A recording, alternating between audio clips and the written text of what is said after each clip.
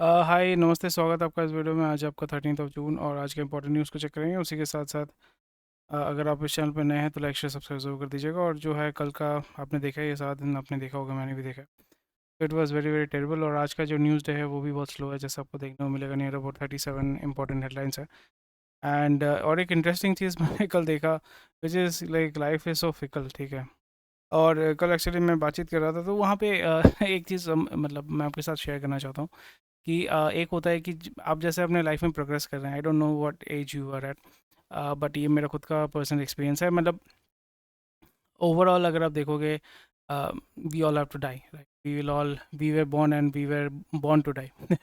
सो but कब कौन मरेगा, किस तरीके से मरेगा, बट जो वो होता है ना कि you basically live through that time in your life. जो आपका ज़िंदगी होता है उसमें आप जो है जीते हैं। बट जो मेमोरीज आप कलेक्ट करते हैं, जो एक्सपीरियंसेस आप कलेक्ट करते हैं, वो आपके लाइफ को डिफाइन करता है। सर, जो कर्म बोलते हैं, कर्म को मैं छोड़ देता हूँ। मतलब जो आपका पर्सनल, आप मतलब आप दूसरों के लिए क्या कर रहे हो मैं उसकी बात नहीं कर रहा हूँ, but from a personal point of view, आपका जो एक्सपीरियंस होता है, आप जो चीज़ों को एक्सपीरियंस करते हैं, जो मेमोरीज़ को कलेक्ट करते हैं, जो याद जिसको बोलते हैं यादें, मेमोरीज़ को कलेक्ट करते हैं, उसको कैरी फॉरवर्ड करते हैं अपनी लाइफ में। और उसी तरीके से आप जो है डिसीजन लेते हैं, और वही डिसीजन आपके लाइफ को डिफाइन करता है। ठीक है, स्टेप बाय स्टेप आपके लाइफ को डिफाइन करता है। सो यहाँ पे क्या होता है कि for example, I am in my 30s, ठीक है। तो अगर आप 20s में हैं या आप अगर 40s में हैं, कोई भी एज ग्रुप में है, सो यहाँ पे आप अपने लाइफ में जब प्रोग्रेस करोगे, आप देखोगे जब आप इनिशियली बहुत पैम्पर्ड होते हैं, या आप जो है अपने मन मन मतलब मस्ती में रहते हैं, ठीक है, लाइफ में कुछ उतना जिम्मेदारी नहीं है, उतना काम वाम कुछ करना नहीं पड़ता है। तब क्या होता है कि यू बिकम वेरी एरोगेंट, ठीक है, इग्नोरेंट, एरोगेंट, लेजी, ये सब बोल सकते हो। उसके बाद क्या होता है कि उसमें आप डिनाइल में रहते हो। जब आप लाइफ में आगे बढ़ते रहते हो, बहुत कुछ चीज़ देखते हो, सीखते हो, समझते हो, ज़्यादातर लोगों को समझ में नहीं आता है, they do not even realise it. पर जब आप उसको समझते हैं, उसको अंडरस्टैंड करते हैं, फिर हो जाता है कि आप चीज़ों को एक्नॉलेज करना शुरू करते हैं, ठीक है। आप चीज़ों को एक्नॉलेज करना शुरू करते हो कि हाँ, ज़िंदगी ऐसा ही है, ज़िंदगी जो लाइफ जो है वो इतना बहुत फिकल है। आपका हेल्थ जो है वो भी आपका बहुत फिकल है। यंग जब होते हैं तब लगता है ना, कुछ भी मतलब लोहा भी खाएंगे तो वो हजम हो जाएगा। But with age you see your parents getting old, your grandparents, they are dying. Some of your friends might die in an accident. Some you see your relatives dying. So ये लाइफ एक्सपीरियंसेस आप जो है gather करते रहते हैं। आगे जाते जाते एक्नॉलेज करते हैं कि हाँ, लाइफ जो है वो बहुत फ्रेजाइल है। एक्नॉलेज करने के बाद जो है आप उसको एक्सेप्ट करना शुरू करते हैं। एक्नॉलेजमेंट करना एक चीज़ होता है, और बहुत ये होता है कि उसको एक्सेप्ट नहीं कर पाते हैं, ठीक है। उसमें क्या होता है, आपका फियर आ जाता है, आपका फियर, एंगर, फ्रस्ट्रेशन, वो सारी चीज़ें हो जाती हैं। और एक्नॉलेजमेंट के बाद जो होता है वो आपका एक्सेप्टेंस होता है।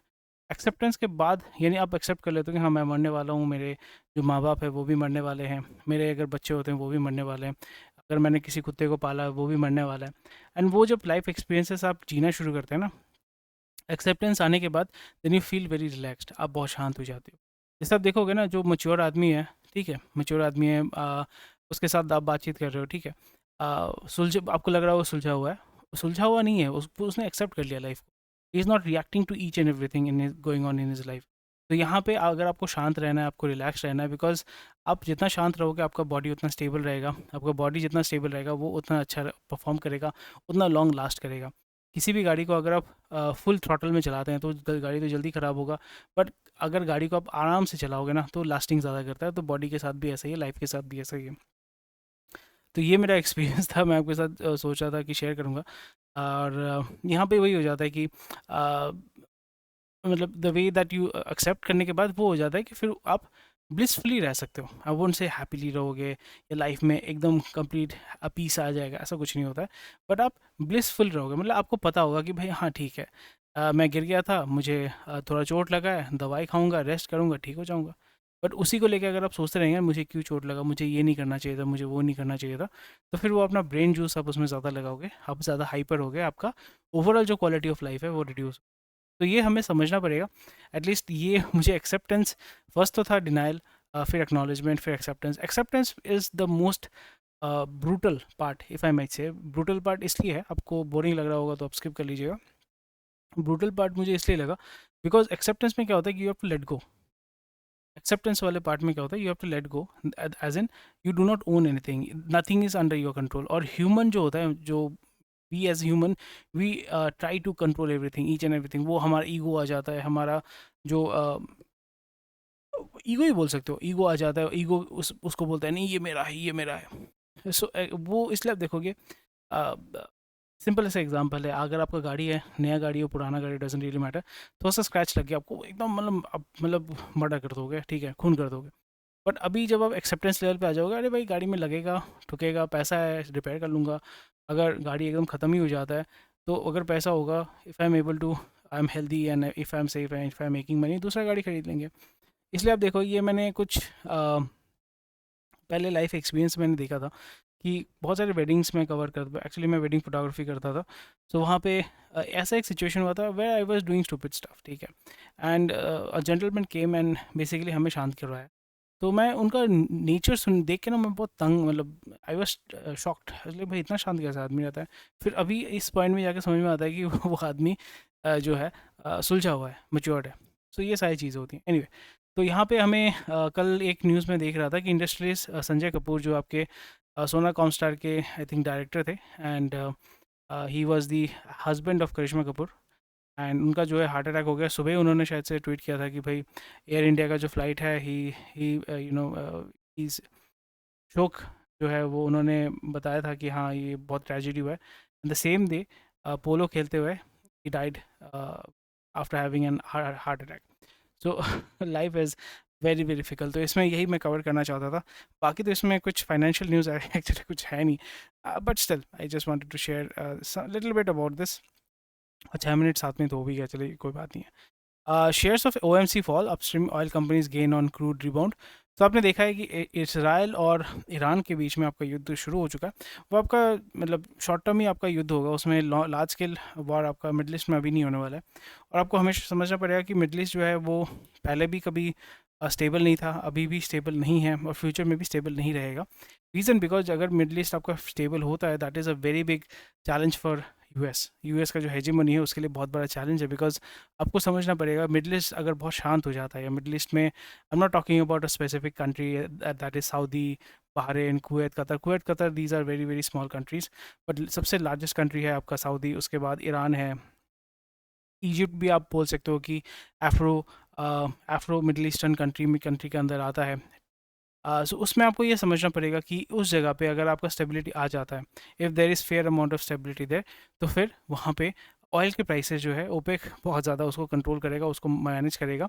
और यहाँ पे अमेरिका का जो हेजिमोनी है वो आपका कम हो जाएगा। आपको समझना पड़ेगा कि ऑयल डॉलर जो है वो आपको ऑयल स्टैंडर्ड इसलिए है बिकॉज यूएस ने बेसिकली आपका मैंडेट किया है, मतलब इन्फोर्स किया है कि आपका जो आपका जो ओपेक कंट्रीज़ हैं, कि वहाँ पे जो भी तेल बेचा जाएगा वो अ, एक ही आपका करेंसी में बेचा जाएगा, दैट इज़ डॉलर। आप सोचिए ना कि डॉलर आपका अमेरिका का करेंसी है, और सऊदी या कुवैत, कतर, ठीक है, ये सारे कंट्रीज़ जो हैं, ये आपके इनके खुद की भी करेंसीज़ है, उसमें भी तो बेचना चाहिए, बट वो नहीं बेचते हैं। बिकॉज़ यहाँ पे ये अकॉर्ड हुआ है कि आपका safety and security and technological advancement, या जो भी ये सारी चीज़ें जो हैं वो अमेरिका प्रोवाइड करेगा, बदले कि आपका ऑयल या ये जो नेचुरल रिसोर्सेज हैं इसको वो लेंगे, या इसका जो स्टैंडर्ड आपका बोल सकते हो कि स्टैंडर्ड करेंसी जो of trade will be dollar.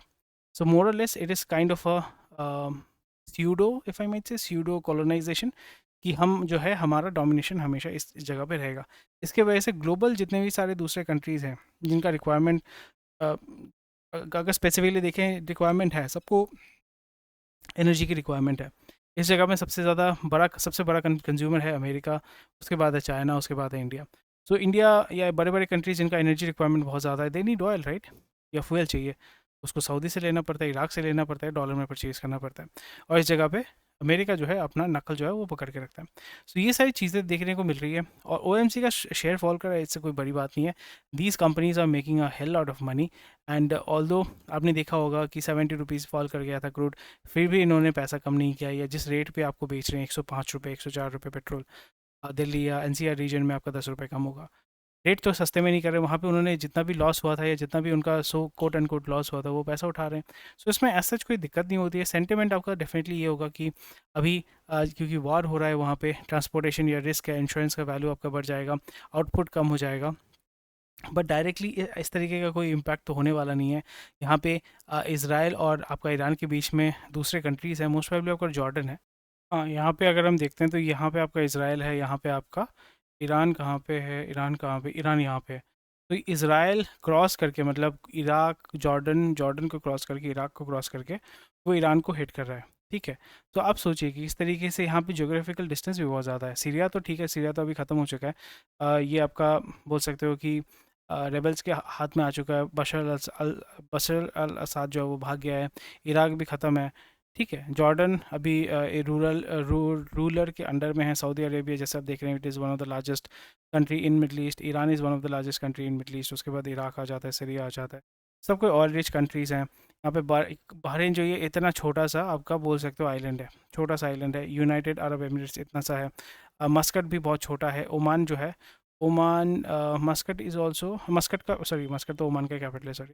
तो जो ओमान है, ओमान भी it's quite a big country. Yemen जो है, येमेन और सऊदी के बीच में हमेशा आपका वार होता रहता है। हूथी रेबल्स आपने सुना होगा, तो हूथी रेबल्स यहाँ पे अटैक करते रहते हैं, मिसाइल छोड़ते रहते हैं ऑन सऊदी। तो ये आपको जियो पॉलिटिक्स थोड़ा सा समझना पड़ेगा। जिबूटी यहाँ पे आप देख पा रहे हैं, जिबूटी यानी आपका Ivory Coast, most probably Ivory Coast का ही है ना जिबूटी। जिबूटी कंट्री है, Djibouti is a country and या अफ्रीका। आप सोचिए ना, यहाँ पे आपका सऊदी है, यहाँ पे आपका अफ्रीका है। So Africa is so poor and Saudi and Middle East is so so. So ये चीज़ें आपको देखना पड़ेगा। ज्योग्राफी के अगर आप देखते हैं तो सब कुछ पूरा जो है बैरन है। ठीक है, तो बेसिक आपको पता होना चाहिए पूरा बैरन है। यहाँ पे थोड़ा सा वेजिटेशन, यहाँ पे तो भर भर के वेजिटेशन है। पोर्ट्स के आसपास आपको वेजिटेशन देखने को मिलेगा। ठीक है, यहाँ पे आपका अलेक्जेंड्रिया है, अलेक्जेंड्रिया कायरो ब्रिटिश के अंडर ये था। एंड मोरक्को मोस्ट वाली ऊपर की तरफ रहेगा। लिबिया यहाँ पे है, मोरक्को रहेगा, मोरक्को में कासाब्लांका है। सूडान है, सूडान में भी आपका सिविल वॉर चल रहा है। खार्तूम, इरिट्रिया तो बहुत ही क्लोज कंट्री है, यहाँ पे डिक्टेटरशिप चलता है। सो ये सारी चीज़ें आपको थोड़ा सा पता होना चाहिए। तो आप सोचिए कि इसराइल ने यहाँ से जॉर्डन को कवर करके, इसराइल को इराक को कवर करके आपका ईरान के ऊपर अटैक किया है। तो that is very very interesting. These are the stuff which is going on there and इसके वजह से ऑयल प्राइसेस डेफिनेटली थोड़ा सा ऊपर की तरफ जाएगा, but I don't think it will be a very much of a big deal. And short term impact रहेगा, बट ऑयल के प्राइसेस उतना ज़्यादा डिफरेंट नहीं, ज़्यादा चेंज नहीं होगा।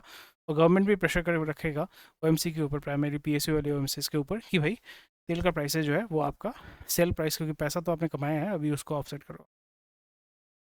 Bajaj finance cut deposit rates, removes benefits for senior citizens. तो यहाँ पे बहुत ही अच्छा चीज़ है। एंड फाइनेंशियल मार्केट, यहाँ पे एफडी के नाम पे आपसे बहुत ज़्यादा पैसा उठाया जा रहा था। आप सीनियर सिटीज़न को 8.25% देंगे, 8.5% देंगे, वो सारा बेनिफिट इन लोगों ने निकाल लिया है।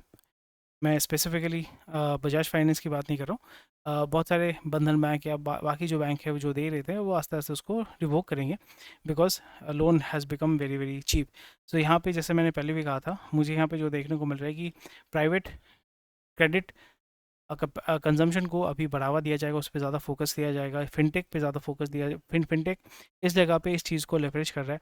और यहाँ पे मैंने पहले भी बताया था, माइक्रो फाइनेंस या स्मॉल अमाउंट के जो लोन्स होते हैं, क्रेडिट कार्ड लोन्स होता है, वो आपका प्राइमरीली आपका लो इनकम ग्रुप को ज़्यादा पुश किया जाएगा। थोड़ा बहुत लोअर मिडिल क्लास को मैं बोल रहा हूँ, स्पेसिफिकली लोअर मिडिल क्लास को आपका पुश किया जाएगा। लो इनकम ग्रुप के पास क्योंकि civil score, documentation, proper formal job नहीं होता है, तो उसको क्रेडिट कार्ड उतना आसानी से मिलता नहीं है। बट अगर वो बाइक खरीदने जाएगा या बेसिक कुछ चीज़ें खरीदने जाते हैं, परचेज़ करने जाते हैं, तो वहाँ पे फ्रिज, एसी, ये सारी चीज़ों पे जो है उनको बेसिक मिल जाता है। एंड क्रेडिट कार्ड का अगर मैं बात करूँ, तो लो इनकम ग्रुप के पास ये क्रेडिट एक्सेस रहता है कि 1 लाख का क्रेडिट कार्ड दे दिया, या 50-60 हज़ार, 2 लाख रुपए का क्यूमुलेटिव क्रेडिट का एक्सेस होता है उनके पास, और वो उसको कंज्यूम करते हैं for their day to day needs. और उस ट्रैप में जब वो बंदा फंस जाता है, तो फिर वो उस साइकिल के अंदर अटक जाता है, जो हमने यूएस में देखा है। सो वो, और इंडिया में ये एक इशू भी है कि enforcement is a very big problem. And जैसे आपको मैं फेमस जो एक स्टोरी है मैं बताता हूँ, हज़ारीबाग में जो हुआ था कि एक प्रेग्नेंट औरत के ऊपर ट्रैक्टर चला दिया था रिकवरी एजेंट्स ने। सो महिंद्रा का था वो। सो that is a very famous situation. और बहुत जगह पे भी आपने सुना होगा कि जो रिकवरी एजेंट है उनको भगवान के पास भेज दिया है। सो ये law and order in India and globally हर जगह पे ऐसे ही होता है कि law and order is a subject to change. Law and order is subject to change, और वो हमेशा ग्रे होता है, ग्रे जोन में रहता है। So again this will be very interesting. और यहाँ पे बाकी हम जो है एनबीएफसी में भी देखेंगे, बैंक्स में भी ये ट्रेंड आस्ते आस्ते देखेंगे कि जो बेनिफिट्स दिया जा रहा था, जहाँ पे आप कासा यानी करंट अकाउंट सेविंग्स अकाउंट में पैसा डाल रहे थे, एफडी में पैसा डाल रहे थे, उसमें जो आपको रिटर्न मिलेगा उतना ज़्यादा नहीं मिलेगा, because there will be a flush of capital which will be in the market. And इसके वजह से अगर आप सेविंग्स कर रहे हैं, आपका आपके लिए बहुत ख़राब टाइम आएगा, बिकॉज चीज़ों के दाम और भी ज़्यादा बढ़ेंगे when there is a huge amount of capital which is being pushed into the, यानी लिक्विडिटी जब भी आपका पुश किया जाता है मार्केट के अंदर, लोग रैंडमली उसको मतलब यूज़ करना शुरू करते हैं। लोगों में वो सेविंग्स वाला कॉन्सेप्ट आस्ते आस्ते चला जा रहा है। योलो वाला कॉन्सेप्ट अभी बहुत ज़्यादा प्रेवलेंट है इंस्टाग्राम, फेसबुक, सोशल मीडिया के माध्यम से। मैं भी थोड़ा बहुत ये मैं देखता हूँ, मेरे पैटर्न भी थोड़ा सा चेंज हुआ है। आई am not a guy who spends random इधर उधर खर्चा। पहले मैं करता था, फिर मैंने बंद कर दिया। अभी जो मैं देखता हूँ कि पसंद आ रहा है, ले लिया, पसंद आ रहा है, ले लिया। It is not that I am, एक तो है कि हम परचेजिंग कैपेसिटी अब मेरा बड़ा है, इनकम बड़ा है, तो फिर उसमें ये रहता है कि पहले ये सोचिए कि अगर 500 रुपये के बारे में नहीं सोचता था, अभी मे बी 4,000 के बारे में नहीं सोचता हूँ, 5,000 के बारे में नहीं सोचता हूँ। बट अगेन 5,000 करते करते 50,000 से 5 लाख रुपये कब हो जाएगा आपको पता ही नहीं चलेगा। So you have to keep that control. और ऐसा नहीं कि आपको पैसा खर्चा नहीं करना है, जहाँ पे ज़रूरत होता है, जहाँ पे आपको लगता है कि it will add value to your life. मेरा फंडा ये होता है कि जिस चीज़ को मैं डेली यूज़ करूँगा वही चीज़ मैं परचेज़ करने वाला हूँ, इन टर्म्स ऑफ कपड़ा, गाड़ी। इवन आप जो जहाँ पे रहोगे, वो भी अगर आपका ऐसा है कि आप कोई दूसरा घर लेना चाहते हो, पहला घर लेना ही तो मुश्किल हो जाता है, दूसरा घर लेना चाहते हो, अगर उसको भाड़े पे चढ़ाओगे या कमर्शियल, मतलब डेली यूज़ होना चाहिए। It has to be something which is daily, ये मेरा कॉन्सेप्ट होता है। अगर उस कॉन्सेप्ट में कोई चीज़ फिट बैठता है तभी मैं उस चीज़ को परचेज़ करता हूँ, नहीं तो मैं नहीं करता हूँ। रिसेंटली मेरा एक अंदर चुल उठा था। मैं आपको सिंपल सा केस स्टडी देता हूँ कि मेरे अंदर एक चुल उठा था कि मेरे को एक सस्ता बाइक खरीदना है मेरे ऑफिस के लिए। तो मैं ये इधर उधर कर रहा हूँ, फिर मैंने देखा कि कौन चलाएगा मेरा, क्योंकि जो स्टाफ हायर किया उसका खुद का बाइक है, तो फालतू का खरीद के फ़ायदा नहीं है। फिर मैंने देखा कि अच्छा, मुझे एक आईफ़ोन चाहिए था वीडियो बनाने के लिए, प्रोडक्ट वीडियो ये सब बनाना पड़ता है। डीएसएलआर है मेरे पास, बट वो एडिटिंग लोगों को आता नहीं है, मेरे स्टाफ को नहीं आता है, it's a very long process. IPhone में क्या होता है, रिकॉर्ड करो, कैनवा में डालो, थोड़ा एडिट करो, डाल दो यूट्यूब में, ठीक है, या प्रोडक्ट मार्केटिंग कर लो, जल्दी जल्दी हो जाता है। तो फिर मैंने क्या किया कि वो जो बाइक का पैसा था उसमें मैंने आईफ़ोन खरीद लिया। आईफ़ोन खरीद के फिर मैं 1 महीना हो गया मेरा आईफ़ोन, आई थिंक 1 महीना नहीं, 14 दिन हो गया। उस आईफ़ोन से जो मैंने वीडियो बनाया, वहाँ से मेरा मोटा-मोटी 25 से 30 हज़ार रुपए का रेवेन्यू आ चुका है, जो मार्केटिंग मैंने किया, organic marketing. I think more than that, उससे ज़्यादा जो है पैसा मैंने रिकवर कर लिया। सेल्स मैंने उठाया। So that is worth it. So इसी तरीके से मेरे को देखने को देखता हूँ मैं कि अगर मैं बाइक खरीदता, यूज़ होता डेली नहीं। आईफ़ोन जो मैंने खरीदा वो डेली यूज़ होता है, हाँ जी, डेली यूज़ होता है, मेरे काम में आता है, ठीक है, प्रोडक्ट वीडियो बनाने में, हर एक चीज़ को बनाने में बहुत काम में आता है, तो फिर वैसे ही मैं डिसीजन जो है वो लेता हूँ। तो इस प्रोसेस में क्या होता है कि फालतू का खर्चा मेरा नहीं होता है, जो भी जहाँ पे भी खर्चा करता हूँ वो मेरा रिकवर हो जाता है, एटलीस्ट मेरा यूटिलाइज हो जाता है। अगला न्यूज़ है, Amazon ask court to scrap EU tech label. Hmm. ये तो चलेगा भाई, डिक्टेट करेगा अभी, बड़े बड़े कंपनीज है वो गवर्नमेंट्स को डिक्टेट करेंगे। Companies in FDI barred sectors get bonus share relief. Hmm, this is good.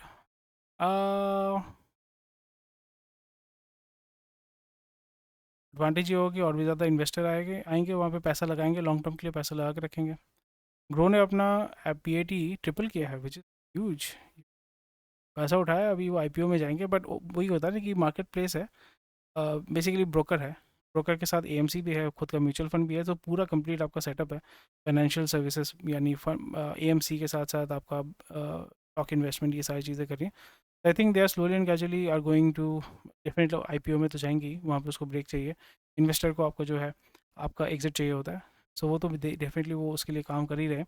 But यहाँ पे ये भी देखने को मिल रहा है किस तरीके से grow will slowly and gradually ask for, AMC तो है उसके पास, वो बोलेगा कि भाई मुझे बैंकिंग लाइसेंस चाहिए। अब आस्ते आस्ते देखोगे, कॉर्पोरेट बैंकिंग हो गया, कमर्शियल बैंकिंग हो गया, इन्वेस्टर बैंकिंग का जो है लाइसेंस चाहिए, वो डेफिनेटली इसको मिल भी जाएगा। That is a very welcome, और ये इसी तरीके से बिजनेस को चलाना चाहिए।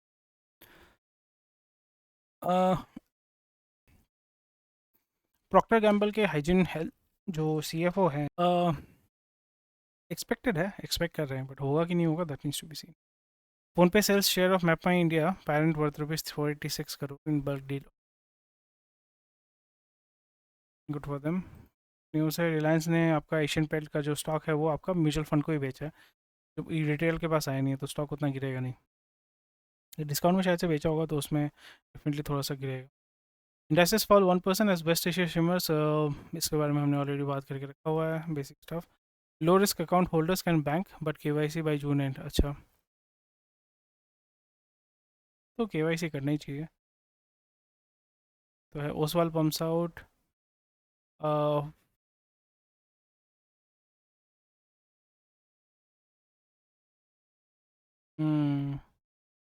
हालत ख़राब है कंपनी का। EVs to get all incentive but hybrids will not go unsung। हाँ, बेकार है, चलेगा नहीं, ईवी नहीं चल सकता है, वो अमीर लोग ही अफोर्ड कर सकते हैं और जिनके पास बहुत ज़्यादा पैसा है, अनलेस एंड अनटिल आप उसको डायरेक्ट कॉस्ट बेनिफिट नहीं देते हो। स्पेशली जो कमर्शियल सेगमेंट में, जो जैसे ऑटो हो गया, रिक्शा हो गया, फिर ऑटो रिक्शा हो गया या टैक्सी हो गया या आपका जो ई रिक्शा हो गया, इसमें आप अगर उसको सब्सिडी नहीं दे रहे हो, ठीक है, तो ये subsidy as in tax break नहीं, सब्सिडी देना पड़ेगा। सब्सिडी नहीं दोगे तो नहीं होगा, और चाइना के ऊपर बहुत ज़्यादा डिपेंडेंट है, तो that is very difficult. Supply chain आपके कंट्रोल में नहीं है। Inflation hit 75 month low of 2.8% in May as fuel food prices. हाँ, फूड प्राइसेस कम हुआ है, बहुत कम हुआ है, ये मैं देख रहा हूँ, बट अभी बारिश अगर बहुत हेवी होता है, कहीं पे तूफान आता है, तो फिर से आपका स्पाइक अप करेगा। सीमेंट का भी डिमांड जो है आस्ते आस्ते बढ़। HCL tech bags engineering services deal from Volvo. So basic stuff, HCL is going to, कोई डील हो रहा है यहाँ पे, कितना रुपये, कितना डील है, कितने डॉलर का डील है, कितने मिलियन डॉलर का डील है या बिलियन डॉलर का डील है, वो हमें देखना पड़ेगा। And Japanese are going to invest a lot of money in India and for obvious reasons, क्योंकि इंडिया जो है इमर्जिंग मार्केट है, यहाँ पे कंजम्पशन बहुत ज़्यादा है, और Japan is a dying economy with a dying population, तो वहाँ पे तो ये इशू हो गई। तो या that's about it for today, thank you for watching this video. कोई भी क्वेश्चन कोई कमेंट सेक्शन में बता सकते हैं। मिलते हैं आपके साथ कल, नहीं तो मंडे मिलूंगा, कल सैटरडे है, सैटरडे संडे तो वीडियो नहीं बनाता हूँ, तो मैं most probably I see on Monday. So स्वस्थ रहिए, मस्त रहिए, मिलते हैं आपके साथ अगले वीडियो में, और स्वस्थ रहिए और मिलते हैं, और क्या कर सकते हैं। Have a nice weekend, bye.